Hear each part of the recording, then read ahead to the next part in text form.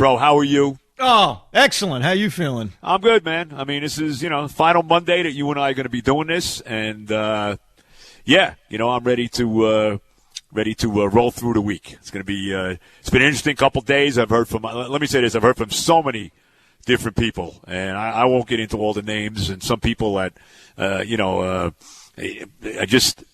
in a good way, it's hard to believe I've heard from them. Not in a bad way in any way, shape, or form.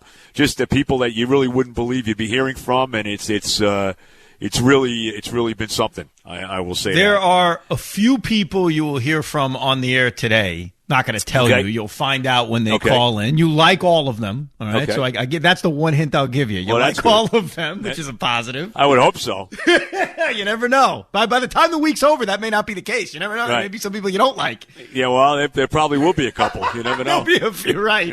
Right. But we got a few of those sprinkled throughout the show. So right now, this is your final time on the air after a Jet loss, and you have to admit it's kind of anticlimactic, right? Well, let me say this one more thing before we get to all that disaster. That everybody out there, I'm going to try to get to everybody. I've called a lot of people already, and I will get to everybody. It's just been kind of hard, so I will, because there's been so many messages and phone calls from people. I will get to everybody before all is said and done, but. My first year, they were 3-13. That was the first year of the Kotite disaster.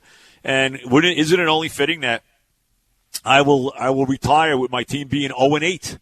I mean, how about that? I mean, it's just, what's there to say about yesterday? I mean, it was as predictable as the day is long. I mean, there's no other way to say it. They gave you the illusion they were in the game in the first half, but you knew they weren't. I mean, you knew, you're not beating the Kansas City Chiefs kicking field goals. That's what they were doing. They gave you a competitive half. It was 21-9 at halftime. They got that field goal blocked. The special teams were terrible yesterday. Blocked field goal. Obviously, that fake punt that set up a touchdown. But there was never a moment, and I'm sure you felt this way too, bro, that you thought the Kansas City Chiefs were not covering the spread. No, never. Was there ever a moment that 19.5 was in jeopardy? Because to me, it never was. Never a moment. No. And look, it's funny. Early in this game, obviously the Chiefs get the ball and they march down the field. It takes about 35 seconds. 90 yards. 90 yards, too. It wasn't like they went 20 yards. You know what I mean? That's right. They got a little break because there was a face mask penalty on the first play of the game. Right. But I'm looking for moments to say, come on, Adam. Try a little bit harder. But on the first 3 field goal attempts, I got to be honest with you, they were probably right to kick the field goal. I mean, even though you knew and I knew you're not beating the Chiefs, you're not even competing with the Chiefs. Forget about beating them. You're not keeping it a close game by kicking field goals. But to be honest with you, 4th and 11, from the 21-yard line, is it really worth going for it? No. He did the right thing on kicking those field goals. And, they should have had that field goal before the halftime, but unfortunately, it gets blocked. Thank God it was just the end of the half. Otherwise, they were going to get more points there. I thought the guy was going to break it for a touchdown for a minute. I thought so, too. Yeah. I mean, only the Jets would that happen to. But, you just knew what the outcome was going to be. There was a couple times in the second half. There was one time where they got an offside penalty on a 4th and 6. They were punting. They punted the ball on a 4th and 6. They got an offside to make it 4th and 1. And I know they were in their own territory on maybe 25, 30 yards. I mean, to me, go for the first down. I mean, really. I got to tell you that. I don't know if you know the play I'm talking about. Yeah, it was the first drive, I think, of the second half. Right. Yeah. I would have took the penalty and went for the first down. That's what I would have done. Late in the game, and that wasn't late in the game because that was the first drive of the second half. I agree with you. But on their last 2 or 3 drives, and I know the game is over. I fully understand that. There were 4th and 4s and 4th and 5s where they're punting. And again, it was just they're giving up as opposed to saying, you know what, it's 4th and 5, our own 35-yard line. Let's take a shot. Let's give it a shot. I mean, what the hell's the difference? You're getting killed anyway. You may as well try. I think there were 2 things that frustrated me, despite the fact that you knew they were going to lose. You knew they were going to get blown out. You knew all of this. None of this is a surprise. But the 2 things that frustrated me watching was continuously on 3rd down. They throw in front of the sticks, 5, 6, 7 yards short. Oh, it's terrible. Every time? Terrible. Every time. Every time in front of the sticks. And the other thing, too, is a couple times in the second half, it was almost like the same carbon copy of the second half they had the week before when they did absolutely nothing, 4 yards in that second half against Buffalo. But, Berrios, who's terrible, he stinks, too. There was a first down pass that hit him right in the hands. He's kind of falling down. Catch the ball. I mean, come on. Can he catch the ball? That was a first down they didn't get. And then Chris Herndon, who, to me, should be cut. No, I don't even waste your time. Just cut him. I can't believe this guy, every time he has touched the ball this year, he's either fumbled it or dropped it. Every time. Yep. I don't think there's been a play that he has made all year where it hasn't been a fumble or a drop pass. The guy gets one opportunity in this game, and he puts the ball on the ground. He should be cut. He should have been cut right then. And then Gage put him back in the game. I couldn't believe he was back in the game. How's this guy back playing? He is so, Get him so out. Awful. So awful. Oh. And he was able to hide behind hey, if he's ever healthy, he'll be dangerous. If he's I'm tired of you. Right. He's healthy. He stinks. He stinks. Right? He's not good. I mean, right now he's not an NFL football player. I mean, he can't play NFL football. This guy should be gone. And I don't care if he winds up somewhere else and, becomes the second coming of Tony Gonzalez. This guy should be out, gone. See ya. Goodbye. Yeah, I think that he's not going to be the second coming of anybody. No, I mean, you could put him next to Patrick Mahomes. You still have to catch the football, not put it on the ground. That is true. The other thing was, and it wasn't going to make a difference in this game, is if you are still watching these games as a Jet fan, because I'm sure there's plenty that are not even watching anymore. Especially a day like yesterday, if you've got the Red Zone or if you have the NFL Sunday ticket, there was some other great football to watch. Oh, wow. I mean, led by Ravens Steelers, by the way. Ravens Steelers, the Patriot Bills game. That was a great game. No question about it. Even the Viking-Packer game was very entertaining. Right. They had a chance late, the Packers, to pull it out. Yep. And I got to tell you, in the second half of this game, as a diehard Jet fan that doesn't miss a snap, it was tough. It was hard. Because I'm looking at my other screens, and I'm like, man, I just want to focus on this. I want to watch real football. You want to watch real football? And here's the other thing, too. Come on. They threw 2 passes in the first half to Denzel Mims. One where he made a terrific catch. I can't remember the last time. Maybe Brandon Marshall was the last guy I saw go up on a jump ball, basically, and come down with it. All right? Makes a terrific catch, stays in bounds, all of that. 2 catches in the first. They didn't throw him the ball in the second half. That's the other problem. What was he, triple teamed? I mean, could you throw the ball to the guy? Try something? I do have to admit, that's what I am curious about, because when you watch these games, we're not at the game where we can see the entire field. I don't know if Andy Reid and the Chiefs said, hey, Denzel Mims a weapon, let's send doubles at him. I'm not sure. I don't know. But it was very frustrating, because that's the one thing, if you're hanging in there and you're still watching these games, you're looking to see something from the future. And those guys that fit the bill, there aren't many, would be LaMichael Pirine, who had less carries than Frank Gore. Which is ridiculous. Right. And Denzel Mims. And Denzel Mims, when the ball's been thrown his way, actually looks pretty good. He actually looks like a competent young wide receiver in this league. But they attempted, I think in the second half, they didn't attempt one pass at him in the second half of this game. I don't think they did.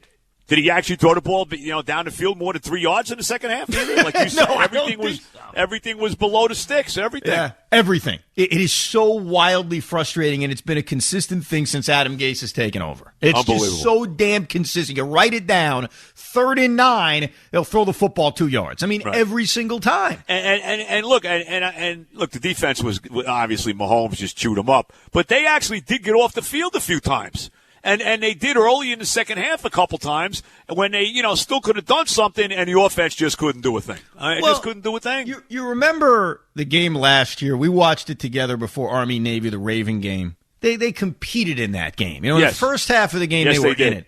Right. If the Jets were able to take advantage. They actually scored some touchdowns in that game, too. They actually did. But, Joe, that's the difference. If they score touchdowns instead of settling for field goals on their first 3 drives, it's a football game. It's a competitive game. They don't win the game. I'm not saying they would, but it would have looked a little bit different. You can't kick field goals and expect to even compete with the Kansas City Chiefs. But you know what's even worse? What's even worse, bro, is that the second half, there's no offense. It happened last week. It happened this week. All of a sudden, they can't buy a first down. I'm watching the game. I'm like, man, this is the same stuff we watched last week.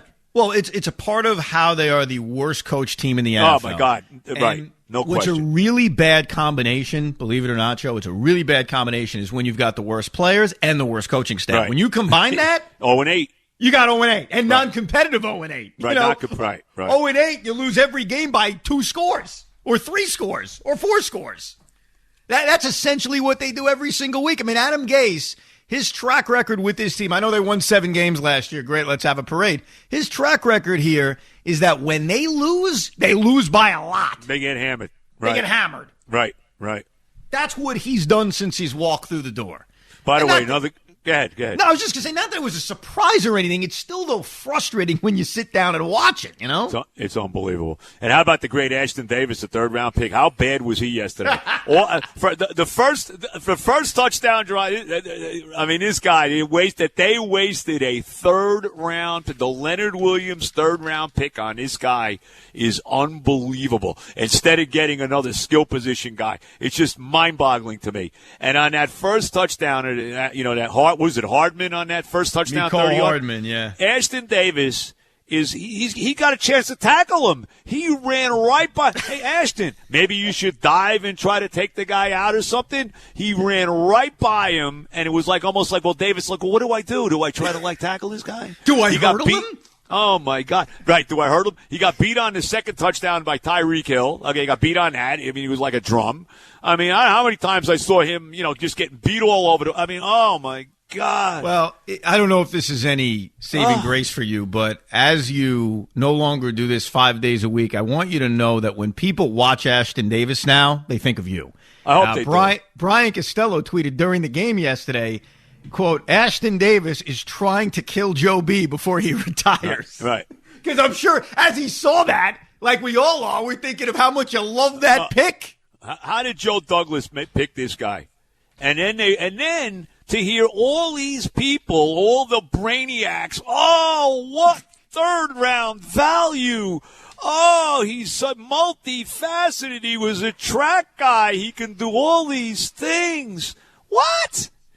Come on. And when they should have drafted another, I don't care, it could have been a running back, maybe a tight end. God knows they haven't had that since in 50 years. I mean, God, but he drafts this guy. Joe, what the hell were you thinking? You talk about throwing that pick away. You know what? The Giants, by far, got the better of the deal. They got Leonard Williams. He actually looks like a player, and we got Ungats with that third-round pick. Now, the good news is at least the rest of that draft still has potential. Mekhi Becton looks good. Yeah, Becton's okay. Yeah, he's good. Denzel just needs to get, the ball thrown at him more. Right, P. Ryan needs to, get the football more as well, throw the ball to him out of the backfield. We still haven't seen the other guy from Florida. I don't even know if he wasn't even on the field yesterday. And that I remember. And the punter is good. Yeah, and as far as Andy Reid calling a fake punt is concerned, what really jumped out at me about that was how just completely, and this isn't a surprise, how ill-prepared the Jets were. It was almost as if they didn't know you're allowed to do that. The looks on their faces were, whoa, you can do that? Townsend's allowed to throw the football? And how about Trent Green calling it right before it happened? Yes. Yeah, he knew it. Adam Gase, no freaking idea that they were even allowed to do it. Yep. And not that you needed a moment in this game. Who was the guy, by the way, who was the guy that ran the other way at the ball they threw to that area? I forget who it was. The guy basically just turned around and ran the other way. Right? Yes. That's why Pringle was wide open. I mean, there was nobody within a mile of him. Right. And, of course, that led to a Tyreek Hill touchdown. One play later, and that was the Ashton Davis play. One play later was that was when he Hill. Got beat. Yes. One of the Ashton Davis plays. Like I said, watch the touchdown by Hardman and watch how this guy goes right by Davis, who has a chance to make a tackle on him. I mean, do something. Try to jump at the guy, dive at his legs. It's not the quarterback. You can dive at his legs here. I mean, oh, my God. A lot to do today. Carl Banks will join us. We'll preview Giants Buccaneers. We've got a lot of surprise guests coming up. And when we come back, we'll get to your phone calls, but also we say farewell to Avery Williamson. Joe had been calling it for weeks. You even named the team. Good for him. Told him. Are we going to have him on? Avery's going to come on, right? Tomorrow he will join us, yes. Talk about going from the outhouse to the penthouse. It doesn't get more extreme than that. Oh, my God. You go from the team with no wins to the team that hasn't lost a game yet. I mean, my God. Yep. We'll give you our thoughts on the Avery deal. We'll get your calls next. Benigno and Roberts here on The Fan till 6.